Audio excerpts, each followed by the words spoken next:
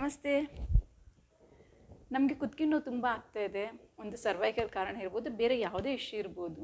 Doctor ಹತ್ರ ಹೋಗ್ತಾ ಇದೀವಿ, ಏನೂ ಪ್ರಯೋಜನ ಆಗ್ತಿಲ್ಲ ಅಂತಂದಾಗ ಒಂದು ಮುದ್ರೆ ಸಹಾಯದಿಂದ ನೀವು ಕುತ್ತಿಗೆ ನೋವನ್ನು ಹುಷಾರು ಮಾಡ್ಕೋಬೋದು.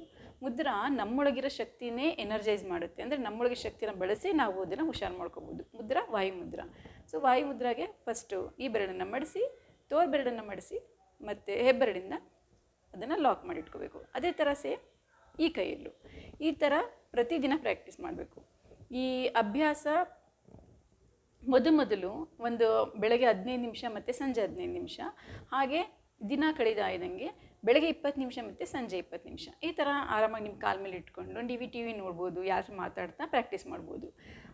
ಇದೊಂದು 2 ತಿಂಗಳು ಅಥವಾ 3 ತಿಂಗಳು ಆಗೋ ತನಕ ಈ ಪ್ರಾಕ್ಟೀಸ್ ನೀವು ಮಾಡ್ತಾ ಬಂದರೆ, ಅಭ್ಯಾಸ ಮಾಡ್ತಾ ಬಂದರೆ ಖಂಡಿತವಾಗಿ ಕುತ್ತಿಗೆ ನೋವಿಂದ ಮುಕ್ತಿ ಸಿಗುತ್ತೆ.